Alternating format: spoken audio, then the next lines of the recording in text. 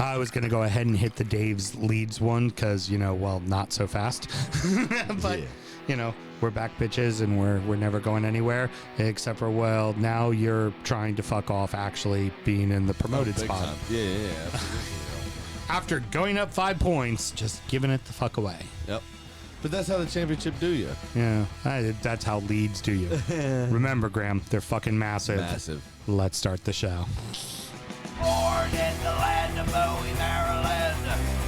Bred to be a fan of fucking Everton. Punch you in the eye and drink your rye. Sam Houston. Sam Houston? Arsenal fans have another Sam. AKA the fucking Gooner Graham. Stump of my lord. Look straight in shorts. Sam Graham, hey. Sam Graham. Fucking United!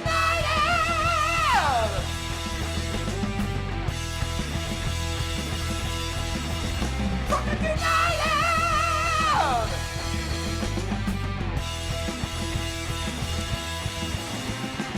Hello and welcome to DU Does EFL, a completely biased brief recap of the rest of English football as told by two common American schmucks.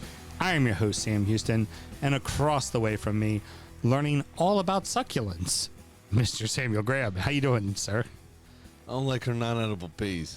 It's a waste of time. It is a waste of time, and of course, so is her time or rosemary on steroids. And of course, on the ones and twos, some of you may know her as Pocket Slider Mel. Others may know you as Hills and Trees Mel. But now we've just found out, apparently, Houseplant Mel. Yeah, it's our great producer Mel. How you doing over there? One of the many versions of Mel. Too many versions to keep up on. I thought houseplant just meant weed. And I gotta be married to all fucking 25 of them. Take the toxins out of the air. Do you smell the weed in the room? Exactly. Oh no, bro.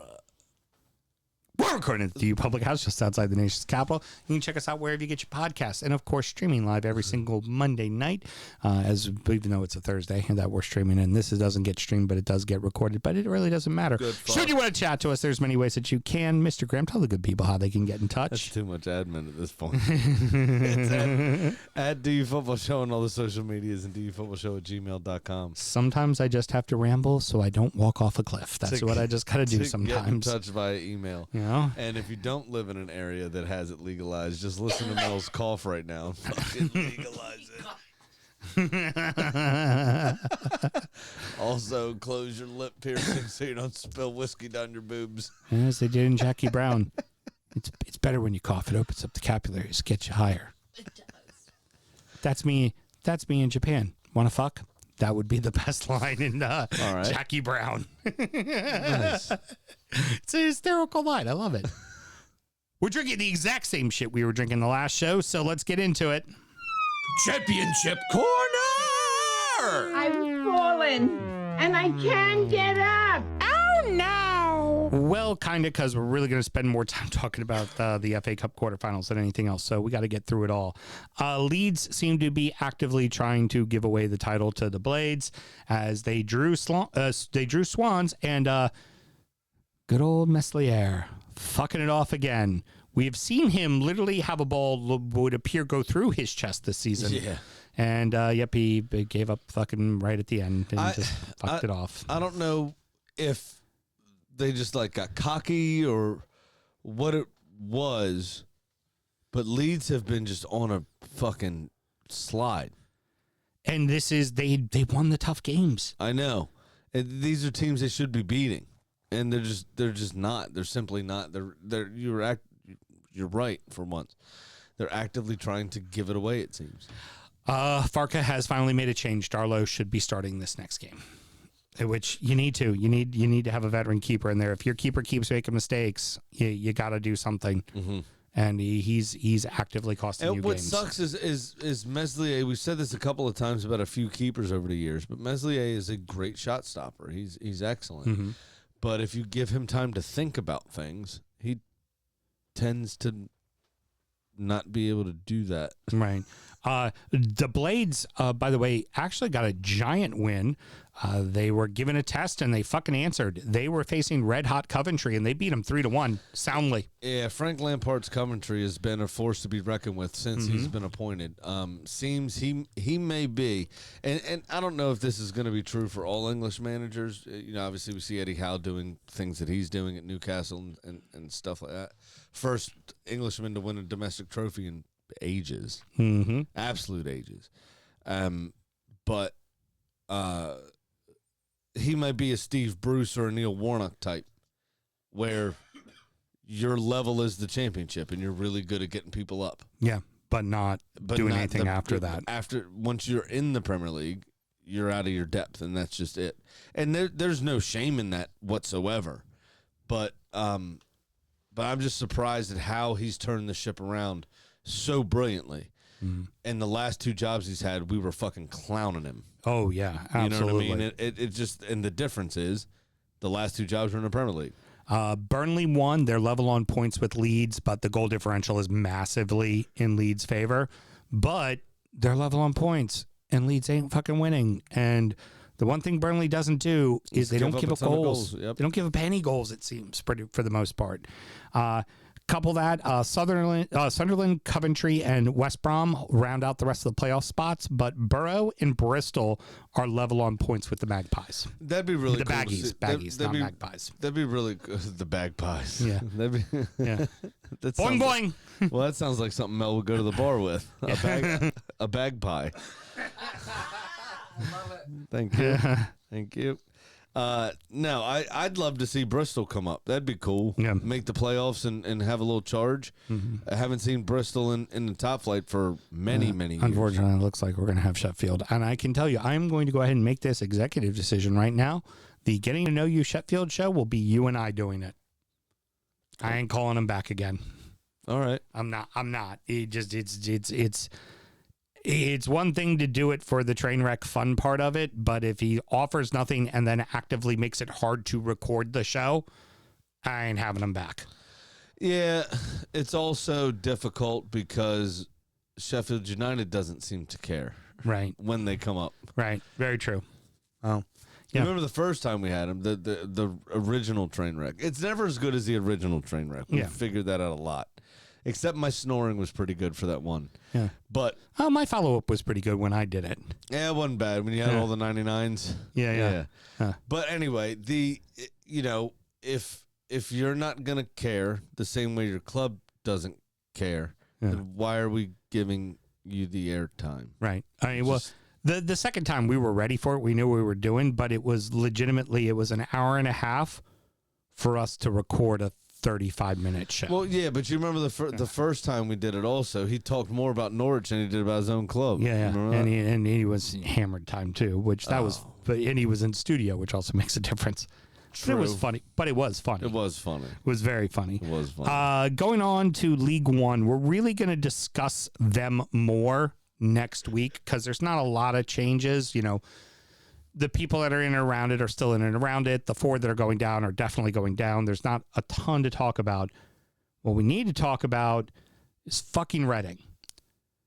The FA has officially found Dai Young, the owner of Reading Football Club, to be unsuitable to own a professional football club in England. He has been required to sell the club by this Saturday. Update, it has been moved back to the 22nd. It got moved back to the 22nd today. But what is 22nd of this month still though. There is a partial owner, Coig is his last name, that that Dai Young owes $12 million to. He has a lawsuit against him.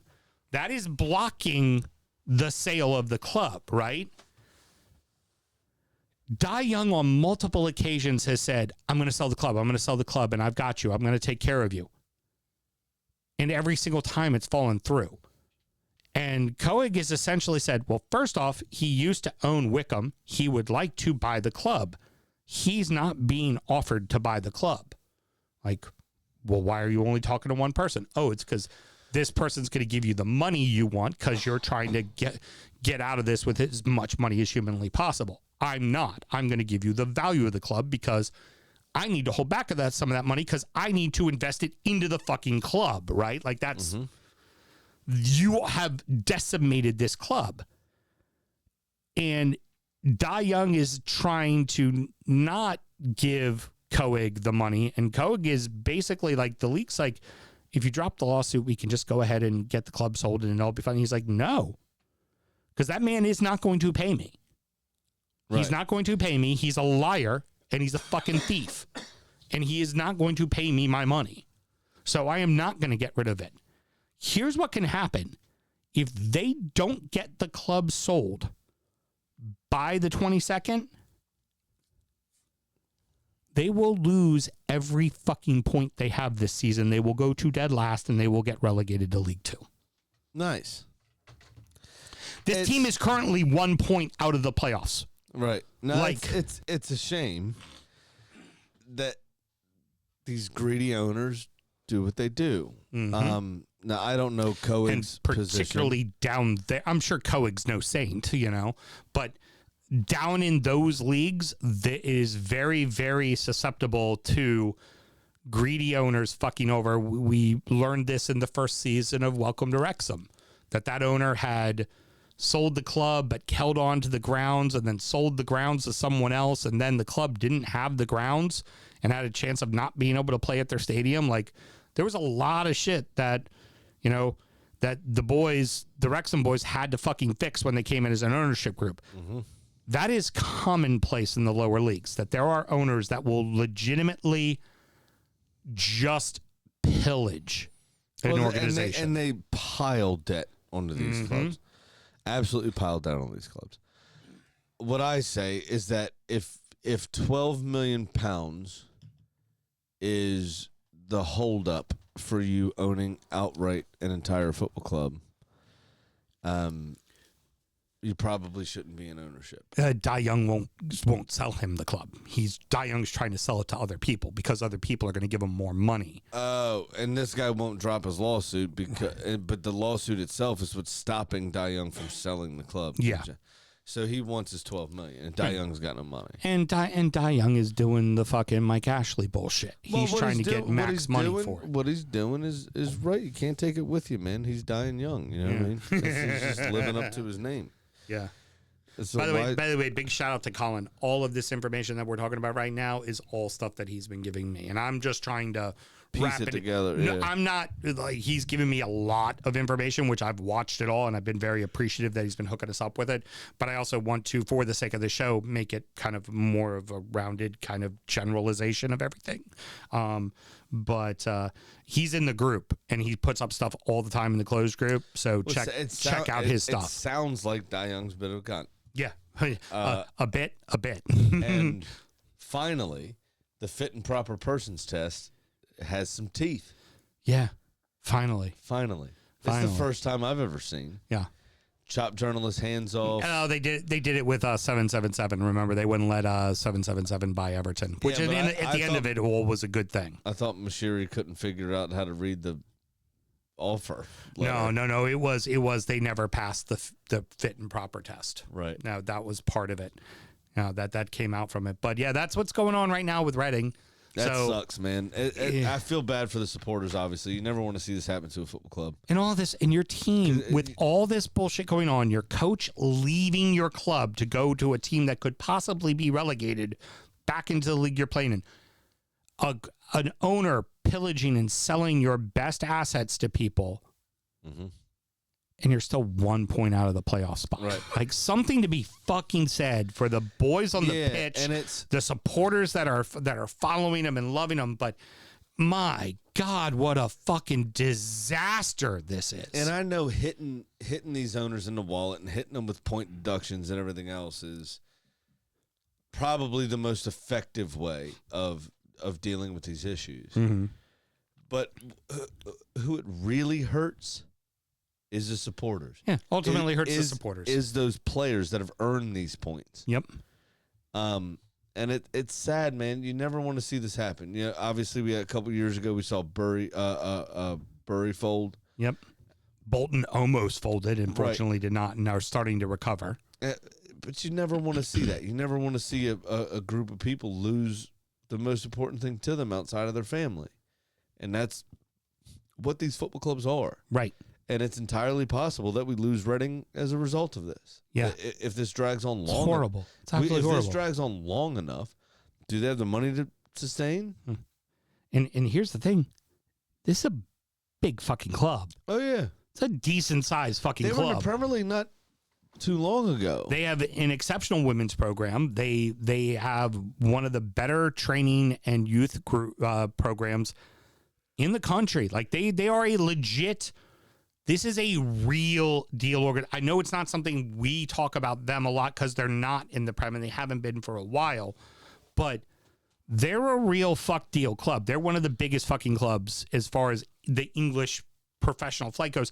I'd put them as a top 30 club easily with the revenue that they do bring in, the grounds they have, what all they have there. The Majeski's a good stadium. Yeah. Do you also remember their biggest claim to fame? Do you remember you calling Petr Cech short bus because of the helmet that he had to wear? Yep. Nicky Hunt, the Irish winger, used to play for Reading when they were last in the Premier League. Yep. Was the one that gave Petr Cech the skull fracture that forced him to wear the helmet for the last short bus. 3 to 5 years of his career, whatever it was. Yep, exactly. But again, it's about the people. It's about the players. I've never been on the owner's side in any sports, ever. I hate in American sports that we give the trophy to the owner. Oh, yeah. You've said that. All you did was sign the checks. Yeah. You can't. They did the work. Yeah. Right? The coaches did the work. They did it. The last fucker to hold the trophy should be the first fucker to hold the trophy should be the captain of the team. the last one should be the owner. Oh, the exactly. owner should be handed the trophy from the equipment man. That's who it should be. Because the equipment man does more day in and day out than you do. You sign the fucking checks is what you do. Sounds like Dai Young's not signing a goddamn thing. No, not at all. I say you hand the relegation baton to him. Yeah. You're now a League 2 team. Congratulations. Yeah, you go to League 2, fucker. Your fault, you cunt. Yeah. You know, I fucking... I hate seeing this. You feel so bad for the players that have obviously put so much in. Like you said, 1 point outside the playoffs.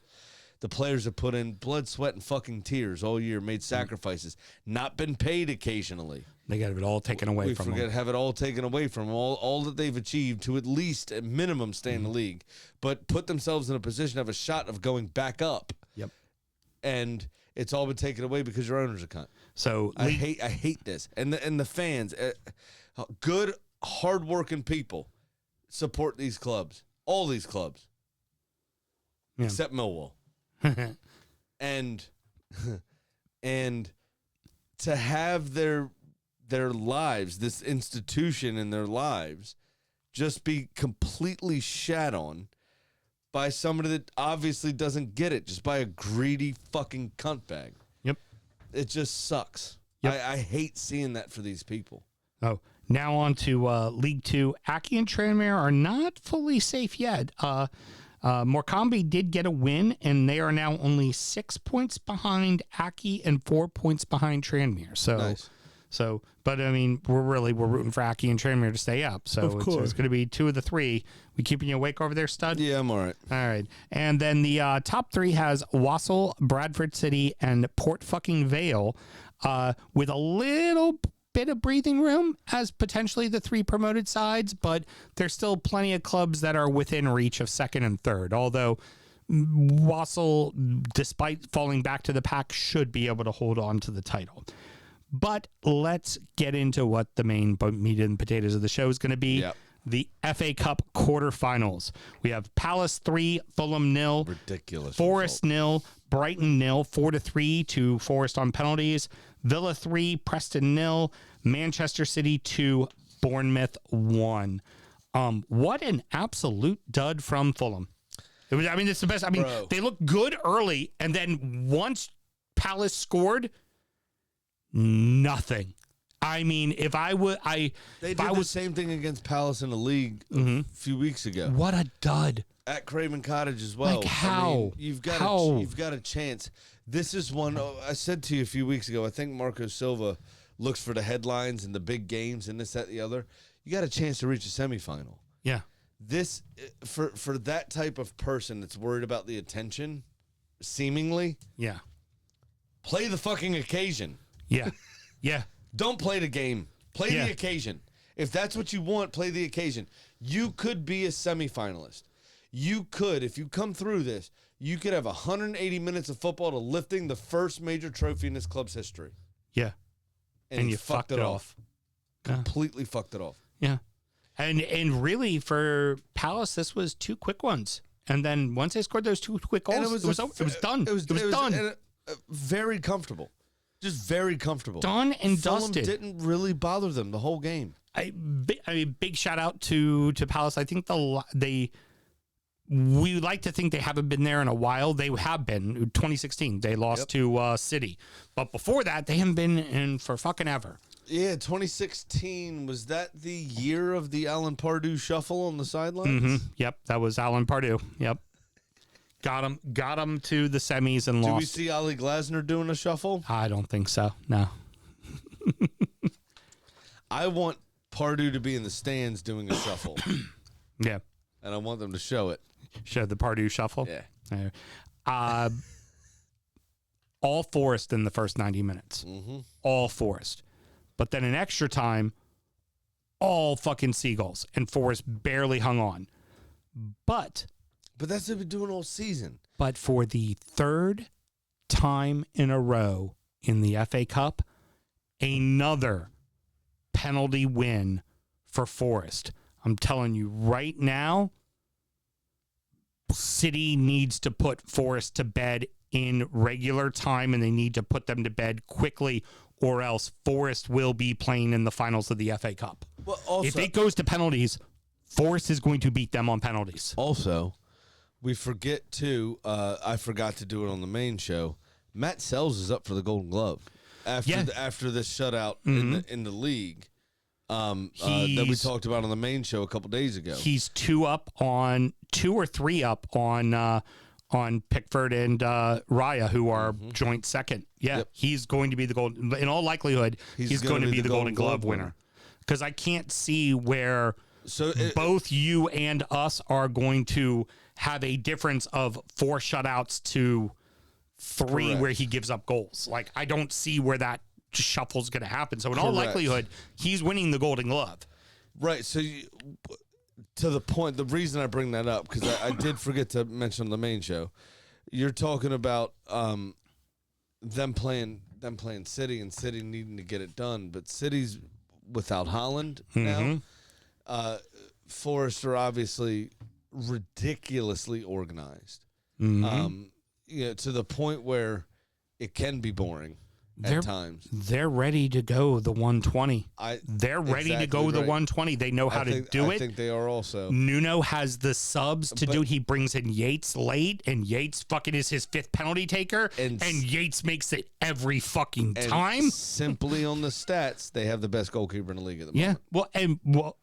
Also based on the stats too, he's saving 2 penalties every fucking one of these 3 penalty shootouts. Yeah. He's fucking murdering it, and you look at it and you go, well, Brighton had their chances, but did they really? They just had their chances in extra time. Right. And Sells made a couple of brilliant saves. If Forrest had done their job properly, it would have never gotten to that. It would have gotten to the point where Brighton were on top. And it was the same thing where they beat Ipswich, and it was the same thing where I forget which championship side it was. I want to say it was it might have been Coventry that they beat, but they beat someone and they beat them, like all 3 of them on penalties, and they're ready for it. They're absolutely ready for it. I think so as well. So Preston North End was interesting because apparently they had a lot of injuries going into it. They had a lot of people playing out of position. But I will credit them in this. Instead of just packing it in and going, we're just going to try to... They went for it. They went for it. They did try. Villa finally got... they held Villa for about 35, and then Villa got the goal, and then it was over. Again, it was going to be one of those where once the floodgates were cracked, it was over. it was done. The gate was going to open. And that's basically what happened. They held out as long as they could. You could see the chinks in the armor. You could see the cracks forming. Yeah. And once that first goal went in, the dam burst. And that was it. And Preston didn't really have a sniff after that. And you've got Villa facing... Villa, for them, they haven't won a major trophy for quite some time. Quite a while, yeah. They do have major trophies in their history, obviously. They've won the This European guarantees them Europe. At Mm-hmm. least a spot in Europe. So in case they don't get it, right? Because there's a chance they could be on the outside looking in. Although I really do think 9 teams are going, because Chelsea's going to win the McRib Cup. Asleep, they could win that cup. And there's definitely going to be teams that aren't top 4 that are winning, obviously, the League Cup already, and now the FA Cup. So I think 9 are going, so I feel like Villa's probably in that group, but they're in Europe. Yeah, it doesn't hurt them to just fucking win a fucking cup. Absolutely not. It's what Newcastle's doing, right? It's been so long since their previous trophy. Brings people to the club. Exactly. Sees what they're doing. Knows that this is going somewhere. It's what we talk about being having a catalyst to push on, right? Now, obviously, like we talk about Leicester, they won 2 major trophies in 3 or 4 years, and then look at them now. Right. That happened to coincide with the death of their beloved owner and COVID, which the owner of the Shinadaba Prava family is the owners of the King Power Duty Free. Right. So they had a full 18 months that duty free is typical to find in the Asian and Oceanic market. They had no money. No money coming in at all. They had nothing because those countries also had the strictest travel standards. Yep. So there was far less, if any, people in the airports traveling to other countries and all those sorts of things. So the main source of that family's income was completely fucked for 18 months. And I'm sure in duty-free shops are working off tiny margins and blah, blah, blah, blah, blah. And but this for what we've seen from Villa's owners over the last few years and the investment in the club and the investment in the manager and all these sorts of things, this winning a cup like this is a way to press on, is a way to go. We fucking made it. Is to develop that winning mentality. Yep, It justifies Unai Emery, who has something to prove in England. Yep. He has something to say, like, I do fucking belong here. Yep. You Agreed. know, all of those sorts of things. I think it's lining up nicely for Villa, but I think it's lining up nicer for Manchester City. I told you how depressing it's about to be. Yeah. Because I see this as a City Villa final and City fucking squirming over the line 1-0 when they don't deserve a goddamn fucking thing. And then end up winning some kind of a cup. Yep. Looked like it was going to be the Cherries. They save a Holland penalty. They turn around, go down the pitch, and fucking score. Within a couple of minutes. Looked like that was gonna be the day, and then the whole momentum was second half. Fucking City came out and rolled. It just turned it on. Yeah. So we've got City facing Forest, and we've got Villa facing Crystal Palace. I'm going in a different direction. I have faith in Forest. I think Forest beats City because they're better than City right now. They are a better team than City. And I don't think City, especially without Holland, are equipped for Nuno's counterattacking. I think they're going to make them pay. Well, we also saw we didn't talk about it much on the main show because we went into United as a whole, right, in their most recent game in the league. Manchester United had loads of chances in the final 5-6 minutes of that game, right? They didn't do anything with them at all, but a lot of that was down to Forest. The one thing Manchester United did do well, I can't remember who took the shot, but it was about 50 seconds from time. Murillo clears the ball off the line, the one Mile Pair's best friend dated. Right. Murillo clears that ball off the line and celebrated as if he scored a goal.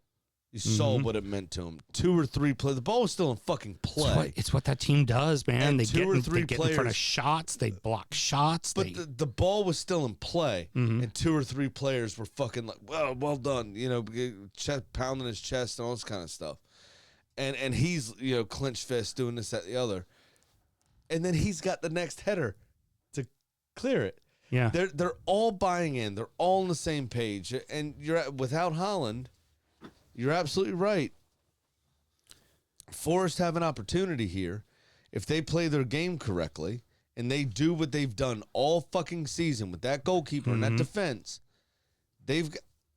I would have said to you prior to the last, 6 weeks, Saliba and Gabriel in the team of the season, hands down to the center backs. Right. Gabriel's goals keep him in.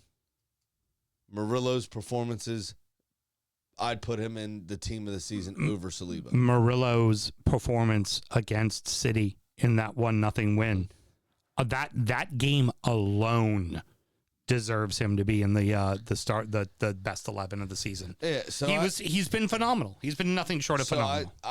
I could see you absolutely being right here, and I could see that happening. It just when it gets to when the rubber hits the road, this is when City figure out a way to get a fucking W. A lot when they were on their slide and things were shit. We said it a lot about they'll figure it out. This will get better. This is happening. Did it get fixed yet when they had that one result or that other one result 6 weeks later? Right. When we did this, and it's just when it comes to the business end of cups specifically, you can't help but favor them. And I don't want to, trust me. But they've proven it. So I still give the edge to City, but Forest have a fantastic opportunity. If City were playing Palace or Villa, I would say City advanced to the final. They're playing, I think, the team that is that meant they don't to want to beat. play. That's best match to beat them. Yeah, I would agree with that. And I think it's what I very much want to see is I want to see Forest Villa. I think that will be a phenomenal FA Cup final. It'd be a lot of fun. That's 2 teams that have not won in forever. Mm-hmm. And there'll be that little bit of caginess and nervousness to not Portuguese fuck up. Spaniard. Yeah, it'll be fun. It'll be a very, very, very fun match, and that's 2 fairly hard cities as well. Yeah, that'll be 2 that will just it's some nice fights outside. It'd be 2 good. people two cities that'll fucking lose it if one of them wins. Imagine the celebrations. It'll just be that's what I'm rooting for. My heart of hearts, that's what I want. That's what I'd like to see. It would be very cool. Yeah, and I love seeing new teams do things. Unless my ideal situation is the next 20 years Arsenal win everything available to them. Right, of course. But outside of that, I like seeing new teams do things. Right? So, obviously, they're not new. All these teams are institutions. They both won trophies in their histories and blah, blah, blah, blah, blah. But they haven't done for a very long fucking time. A very long time. So I would love to see it. It'd be a breath of fresh air to see somebody else win something for a change. And, I'd be lying if I didn't say that I would love to see my wife's team lift a cup. It's not going to be my team. I sure would love to see her get the joy of seeing her team win a cup because her team was in a cup final already and lost to City in the League Cup final. Absolutely. And you you're gonna die before Everton win a trophy. Oh, I know this. I already know this. The only thing I can hold on. I'm gonna have my kids celebrate as if they were you when they finally do win something in 2065. The only thing I can hope for, Mr. Graham, is my Terps got me one in 2002, and then the impossible happened. One of the greatest stories that you have in your arsenal. And by the way. then the impossible happened. And the Giants won 3 in 5 years. Yeah, and after that, I'm like, well, I mean, each year the Giants play, I'm like, yeah, it was the season. Fine, can't really be. He gave me 3 in 5 years. Can't really pitch. Yeah.